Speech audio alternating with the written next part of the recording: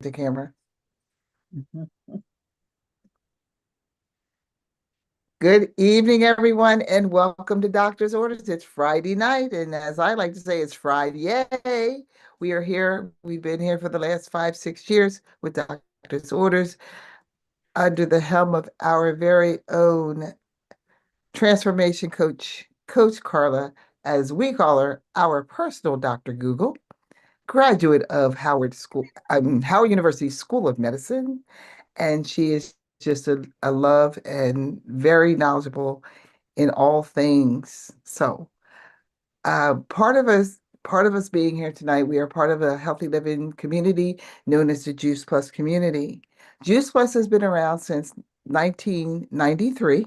However, we were the company that introduced smoke detectors and air filtration and water filtration in the US back in 1970. So I want to thank you all for being here. Carla's going to explain all the other stuff about Juice Plus and why it's so good and how it does a body good and how you can possibly connect with this amazing community of beautiful, heart-minded people, like-hearted people. Carla, the floor is yours. Thank you. Thanks so much. It's so exciting to see all of you on. I'm Coach Carla Joy. I want to thank you so much, Ruthie, for um, giving us this introduction and giving me the opportunity to speak with you all this evening. Wow. My name is Coach Carla Joy, as I said, and today we're going to talk a little bit about the gut microbiome. The problem with this evening is that I feel I'm going to not even give you the tip of the iceberg. I think I'm only going to scratch the surface of the gut. But I'm going to give you also a list of references, people who are qualified to help you continue your journey of investigation and information. Now, the information that I'll be sharing with you this evening is, of course, for your education, and I encourage you not to make any changes to your medical protocol or any planned procedures without having a discussion with your medical team. You know, they know you, they know your history, and they are better equipped to give you good advice on how you can use this information in your situation. But here, we want to give you enough information so that you can begin making an informed decision. So even though we're going to talk about the gut microbiome, you might want to know a little bit of why I'm doing this. Well, I'm glad you asked. You know, several years ago, I realized that despite my very expensive and high quality education, I really did not know enough to protect myself from high blood pressure, high cholesterol, prediabetes. I came from a family where we talked about our sensitive stomachs because we had a history of gastric distress, of ulcers, of surgeries, of problems with reflux and real, real gut concerns. And we also had skin problems, and we also had muscle aches and a whole lot of conditions that we didn't realize were connected. So I went for many years with my digestive problems getting worse and worse. My dear goddaughter, who, and I think the reason she's called my goddaughter is because God gave her to me, but she realized how much digestive distress I was experiencing. And she actually went to Whole Foods when they had a sale and bought a bunch of bottles of digestive enzymes for me to help reduce the amount of distress that I experienced week after week after week. So I'm on my journey to figure out how to get rid of the high blood pressure, high cholesterol, and pre-diabetes, which I'd been diagnosed with. My goddaughter introduced me to the documentary Forks Over Knives and to Dr. Michael Greger in his presentation on uprooting the cause of disease. Much to my surprise, I started eating differently. I started walking, drinking water, and trying to sleep more. While I was in training, I slept 5 hours on a good day. But I did all of those things. And then someone was kind enough to look at the amount of work that I did every day. I was blending in the morning. I had lice salad. We even we almost trademarked it. I had to eat so many salads. I was packing all of this up, waking up 4 o'clock in the morning, taking it to work with me and trying to eat all of this healthy food. And she said, "This might interest you. Here you can get concentrated fruits and vegetables in a capsule." Made sense to me. More fruits and vegetables without more work? Bring it on. And I got started on adding that to my eating plan, to my great surprise, because there was no literature at the time to help me navigate that process. So to my surprise, a year later, my doctor gave me a clean bill of health. No more high blood pressure, no more high cholesterol, no more prediabetes. And along with that, no more GI distress. I wasn't planning for it. I didn't expect it. I didn't even think that it was possible, but I found the solution. Changing how I ate, in addition to moving more and sleeping more and drinking more water, had made a difference in my whole life. Look at my skin. And this is after 12 years. I'm 12 years older, and people still can't figure out how old I am. If you tell, I'm going to come and get you. But anyway, I could not keep this to myself. I mean, I had suffered for decades. My family members had suffered for decades. I didn't want anyone else to suffer. And that's why I do this. That's why Ruthie and I and some of the other people on this presentation, we're here because we know that changing what we do can make a difference. So let's talk a little bit about the gut microbiome, because I've got to tell you, when these changes happened to me, I didn't know anything about the gut microbiome. It wasn't even a word, an expression, a term that I used. But now we know over the past 10 years, there has been so much research done on the gut microbiome that we now have a lot of information. And some of the things that I'm sharing with you will be from what I learned from Dr. Alan Desmond, Dr. Will Bruinski, Dr. Neil Barnard, and Dr. Robin Chutka. So what is the gut microbiome? It's bugs. There are bugs everywhere. And I don't know about you, but many of us are bug phobic. We don't like to see bugs. And the bugs that we don't see, we still try to kill them all with Clorox. But we are now learning that there is a healthy relationship between us and the bugs that we can't see. So we call these microbes, and they're on our skin, they're in our digestive system, they're all around us, they're on the fruits and vegetables, they're in the air, they're in the soil, they're in the water. So what do? We have learned that there are bacteria that help keep us healthy, and there are bacteria that do not keep us healthy. So um, one researcher told me that there are certain families of bugs: Formiculates, Bacteroides, Actinobacter, and Proteobacter. She said that 90% of our gut microbiome is the Formiculates and the Bacteroides. But those are the big family names. And I don't want to get into naming bugs because that is a whole science by itself. But there are some things that we do know about the good bugs and the bad bugs. The good bugs actually feed on the Mac. And I'm not talking about Big Mac. I'm talking about the microbial accessible carbohydrates, something that we know as fiber. And they produce many, many chemicals, including short chain fatty acids that our body uses. The health promoting bacteria, they also produce chemicals, anti-inflammatory chemicals, and they help create an environment for our immune system. In fact, we are told that 70% of our immune system is housed in our gut. And the gut microbiome is a major contributor to that. The healthy bacteria help create a mucus lining to our gut.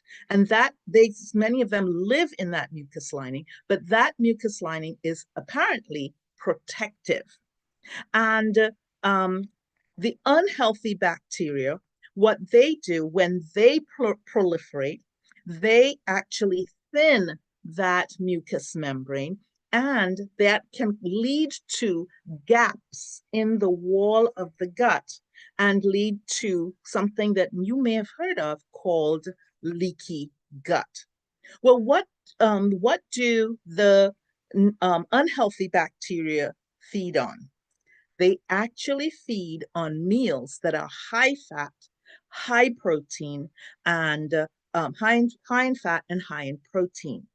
So, what happens when when we eat high fiber meals? If we don't eat high fiber meals, we lose the diversity in the type of bacteria in our gut. We lead to an empowerment of the pro-inflammatory bacteria. We lead to something called dysbiosis. That's when the gut microbiome component, it actually leads to damage to the gut, something like what I mentioned before. It can negatively impact our metabolism, and it negatively impacts the way our body manages blood sugar control, fat control, and even feelings of satiety or satisfaction. You see, there's communication between the gut and the brain and the gut and other parts of the body. So when the non-healthy bacteria, when they are in large numbers, that communication between the gut and the brain is negatively impacted. In fact, one set of researchers, Dr. Alan Goldhammer and Dr. Doug Lyle, they talk about the hijacking of our dopamine pleasure center and pleasure reaction. So I hope this is not getting confusing, but think of this. When we eat certain high fats and high animal product foods, also hyper palatable foods, we get a bit of a dopamine hit. I know that you remember that there is an advertisement there's where they challenge you. I bet you can't eat just one. And actually, the manufacturers of those foods, they are studying and working to see what will make us eat even more of it. The problem with that is that our stomach is only about this big. If you have two hands that you can make a fist, that's about the size of your stomach.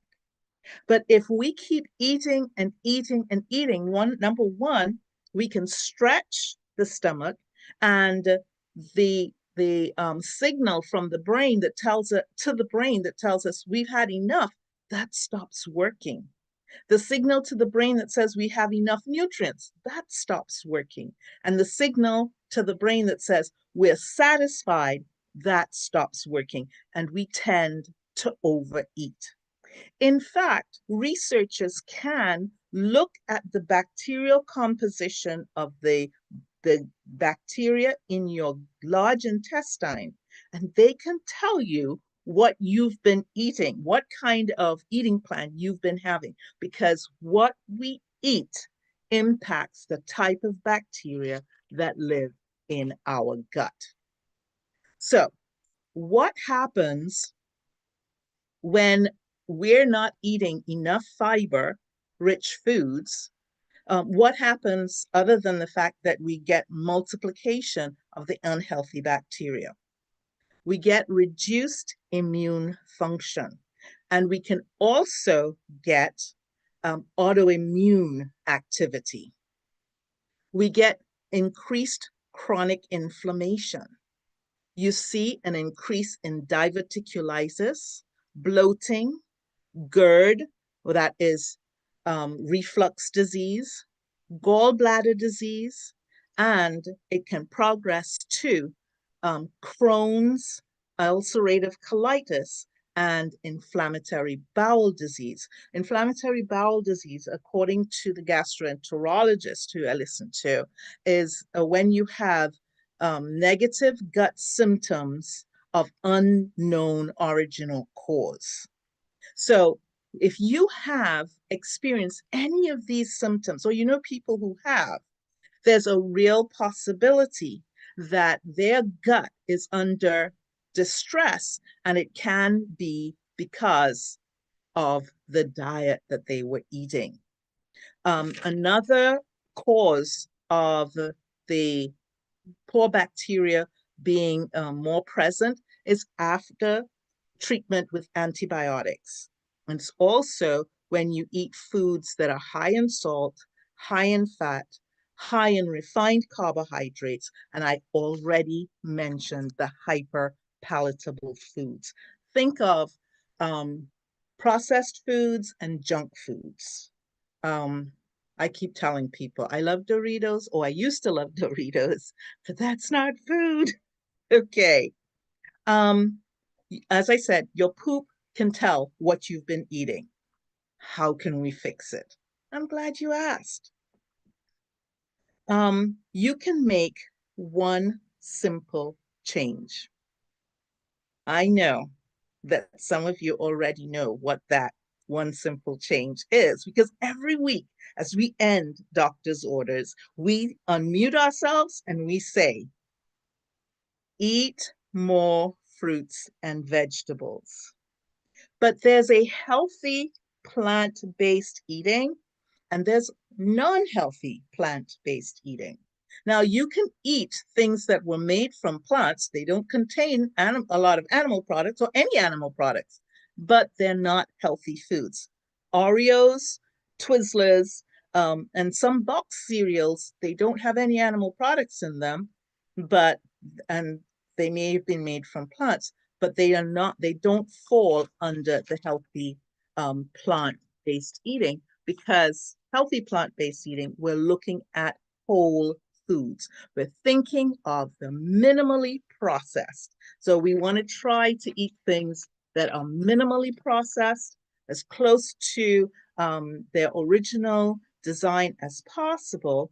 And for a whole food plant-based eating, you want 90% or more of your calories to come from plants. Now, I want to be specific here.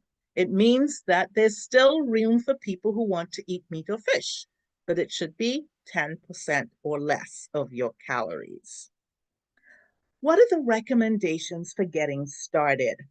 Well, I have a special recommendation, but what did the gastroenterologists recommend?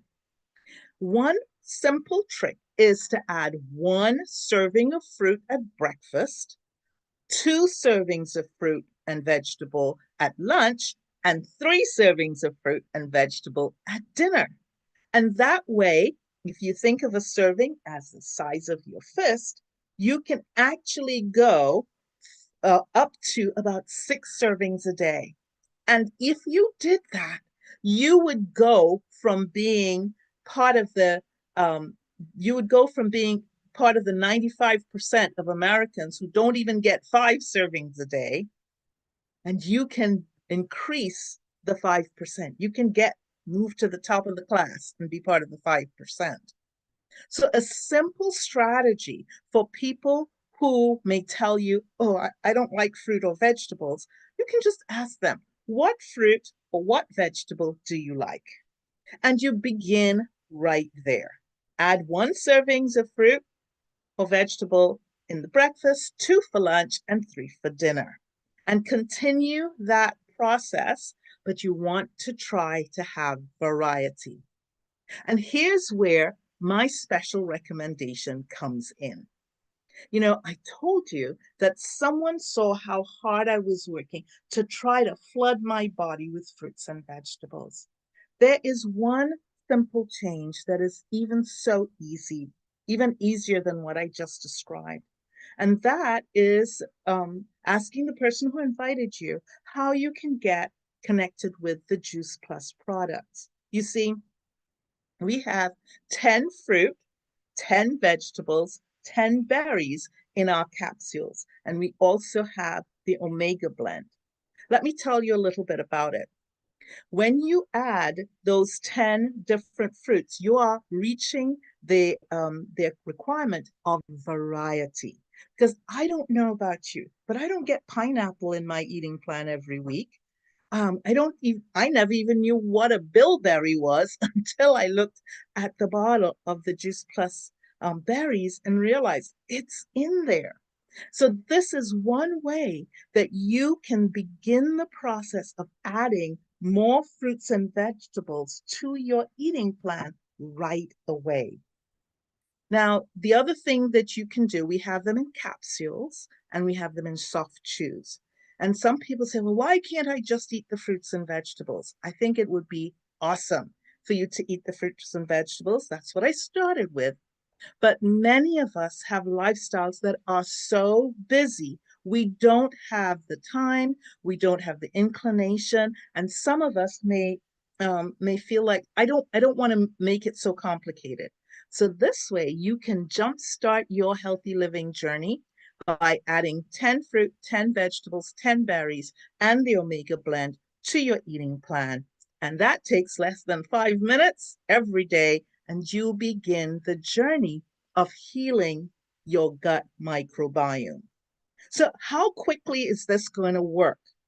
The researchers talked about the fact that they did crossover studies. So, they had people eating the standard American diet or something similar, and then they asked other people to add more fruits and vegetables so that they were eating only plant foods. Now they had to do the only plant foods because they wanted the research to be effective and they wanted to be able to make conclusions about the effect. They found that what they did was they actually had a 5 day period in between, and then they switched them. They found that within 30 hours of stopping the standard American diet and getting started on the complete plant-based eating plan, that their blood work showed an increase of anti-inflammatory markers, a decrease in pro-inflammatory markers, an increase in healthy nutrient substances, and a decrease in inflammation in the gut itself. So within hours of starting to make a shift, you can begin to see changes in your body. Most of the people needed 2 weeks to see significant changes. And a lot of us have been on this journey for at least 4 months because it can take 4 months for your red blood cells to turn over. So my recommendation is, after speaking with your medical professionals, to get started on adding more fruits and vegetables to your eating plan and observing. Get a food diary, a food and feeling journal, because sometimes you can observe, how do I feel after eating these meals? You can have a food and feeding journal, but keep it for 4 months. So if changing our eating plan can make a difference in the gut microbiome within 30 hours, that sounds so strange. I mean, where do the good bugs come from?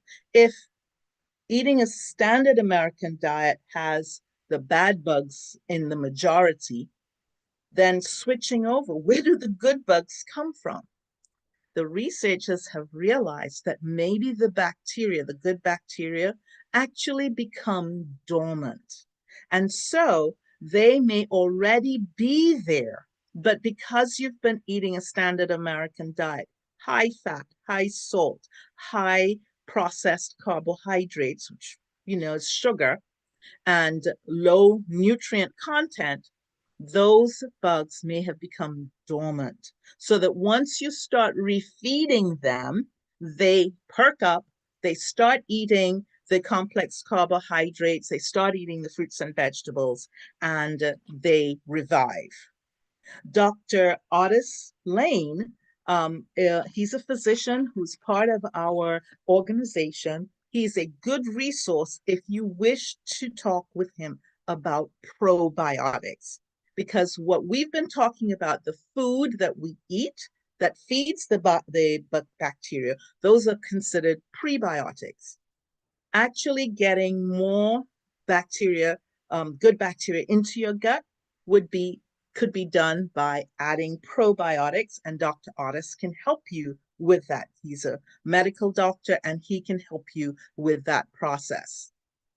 The third way that you actually get the good bugs back is because food itself has a microbiome. So, food is usually grown in the ground, and there are bacteria in the ground, and they get into the plants inside and outside. So, I'm not suggesting that you don't wash your fruits and vegetables. Of course, you need to wash them and remove toxins that may have been sprayed on them. But also, they contain their own microbiome, and that helps replenish our gut microbiome. A fourth way that we could get the good bugs back is food fermentation.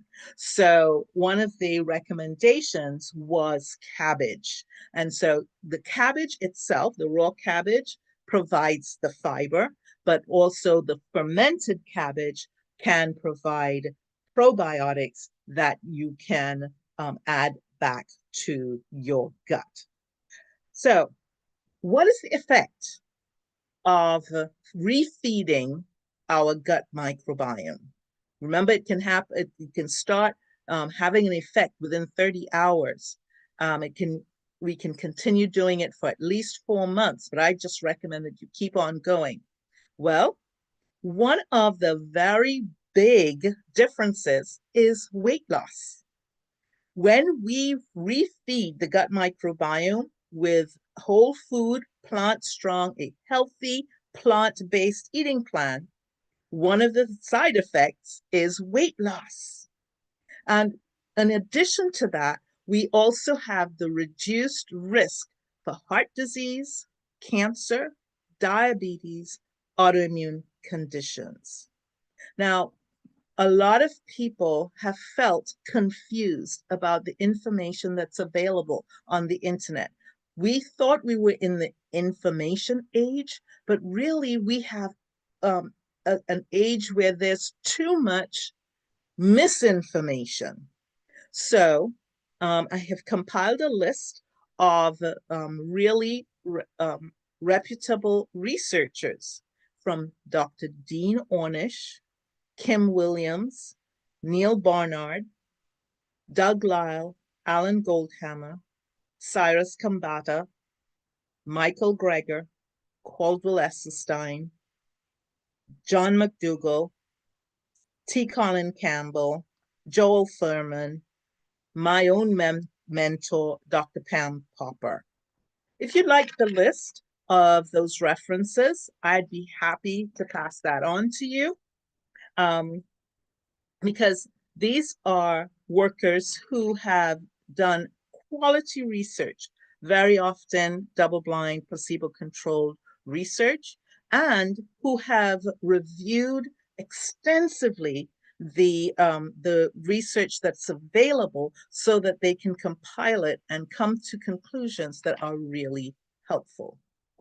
What happens when we start restoring our gut microbiome? Well, it's not just what happened to me. My skin cleared up. We get reduced chronic inflammation. We reduce the risk of heart disease, cancer, diabetes, autoimmune conditions. But most significantly, we resolve many of the digestive signs and symptoms. Last week, we spoke about fasting and the impact that that can have. Although water-only fasting is recommended to be supervised by medical professionals, we have some fasting mimicking eating plans where you reduce the eating window. Either you have 12 hours of eating and 12 hours of not eating.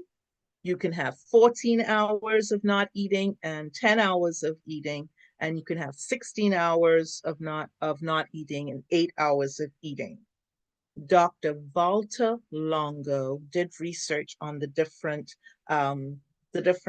types of restricted eating times, and he found that going less than 8 hours of eating, having an eating window less than 8 hours, didn't have any improvement, short-term or long-term, on those that participated.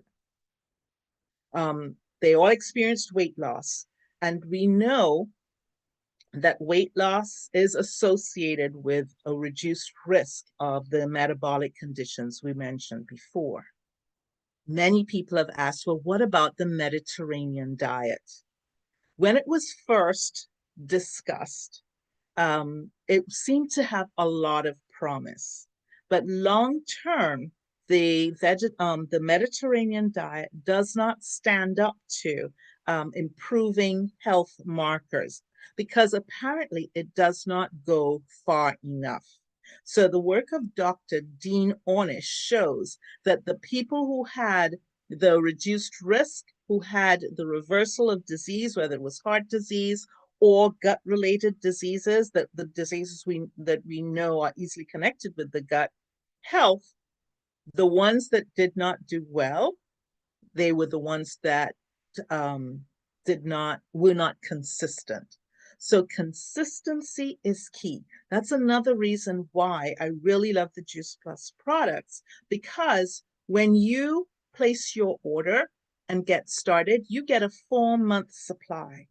And the person who helps you place that order, they'll reach out to you over those 4 months to help provide support and accountability so that you can stay consistent. And then you have an opportunity to reorder on a consistent basis so that you don't have any gaps and that you can maintain the health of your gut. So consistency is the key. And the people who stuck with the program most effectively, they saw reduction in heart disease, and they also saw stabilizing of Alzheimer's signs and symptoms, and in some cases, reversal. Those who have eaten a high-fat, low-calorie eating plan, what the researchers have discovered is that, number one, the reason people saw a reduction in their weight was because they were actually eating fewer calories. So if you eat fewer calories, even if you are eating a high fat meal, for high fat eating plan, you will tend to lose weight. But the other side of that is the gut microbiome suffered. They produce less of the short chain fatty acids, less of the GLP-1 hormone that is now all the rage, but our bodies actually produce that, and less of that was produced in those who ate that high fat, low carbohydrate meal.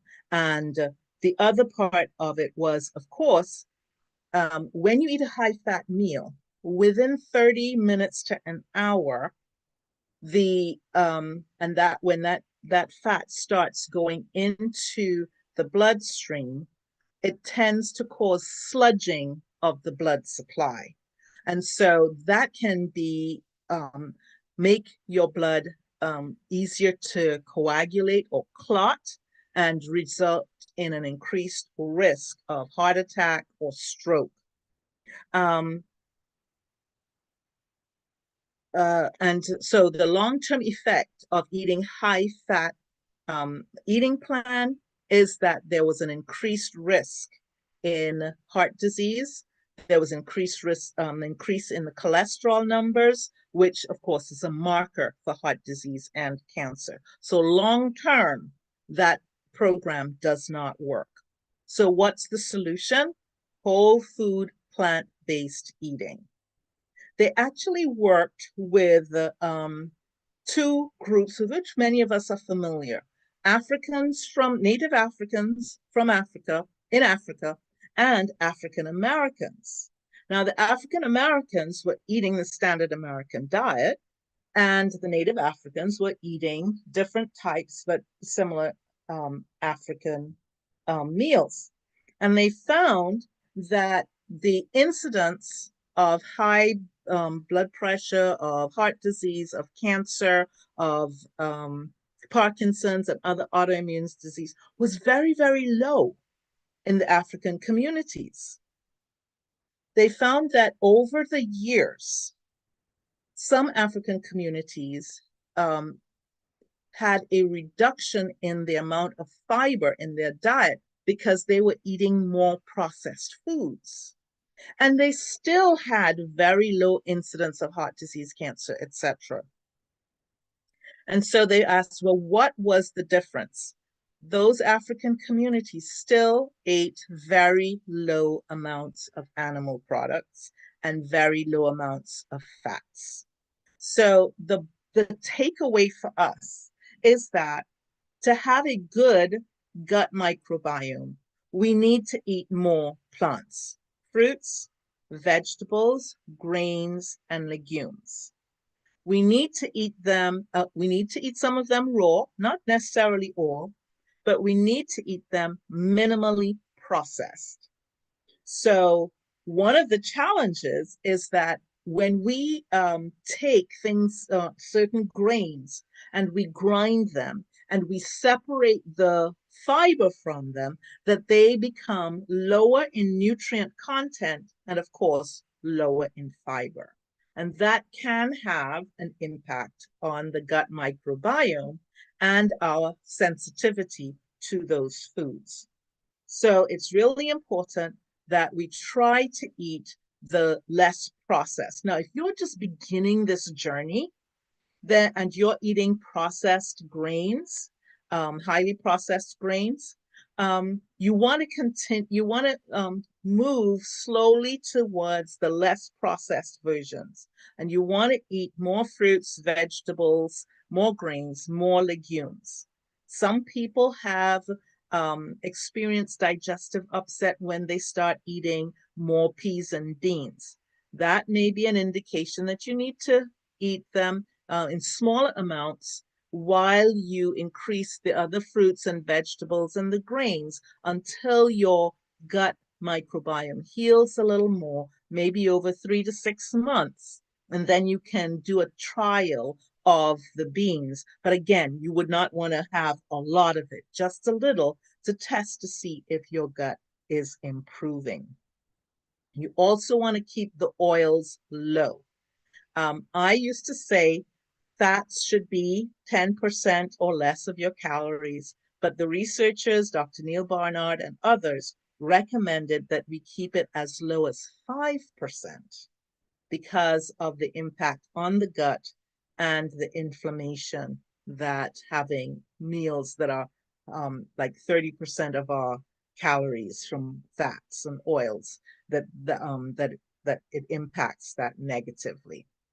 So to close out this session, and I want to thank you so much for listening to me so patiently. I think I've gone a little over time. I want to just remind you that you can make a difference today. One simple change. You can add 1 serving to breakfast, 2 servings at lunch, and 3 at dinner. But you want to make it even easier?